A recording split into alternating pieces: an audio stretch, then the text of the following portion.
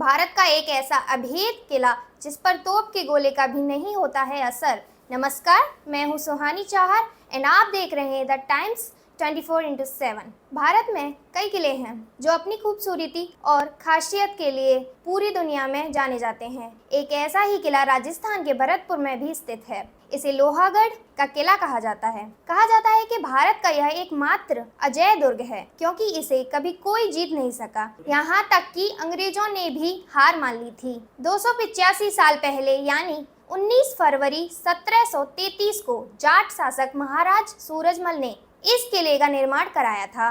उस समय तोप और बारूद का प्रचलन ज्यादा था, इसलिए इस किले को बनाने में एक विशेष तरह का प्रयोग किया गया था जिससे कि बारूद के गोले भी किले की दीवार से टकराकर बेअसर हो जाएं। किले के निर्माण के समय पहले एक चौड़ी और मजबूत पत्थर की ऊंची दीवार बनाई गई।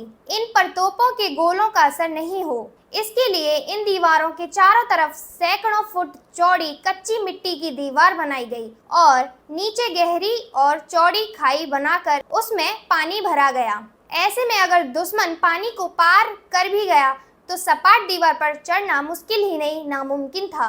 इस किले पर आक्रमण करना किसी के लिए भी आसान नहीं था क्योंकि तोप से निकले हुए गोले गारे की दीवार में धंस जाते थे और उनकी आग शांत हो जाती थी। इससे किले को कोई नुकसान पहुंचता ही नहीं था। यही वजह है कि दुश्मन इस किले के अंदर कभी प्रवेश नहीं कर पाए। कहा जाता है कि इस किले पर कब्जा जमाने के लिए अंग्रेजों ने 13 बार आक्रमण किया था। अंग्रेजी सेना ने यहाँ सैकड़ों तोप के गोले बरसाए थे, लेकिन उन गोलों का किले पर कोई असर नहीं हुआ।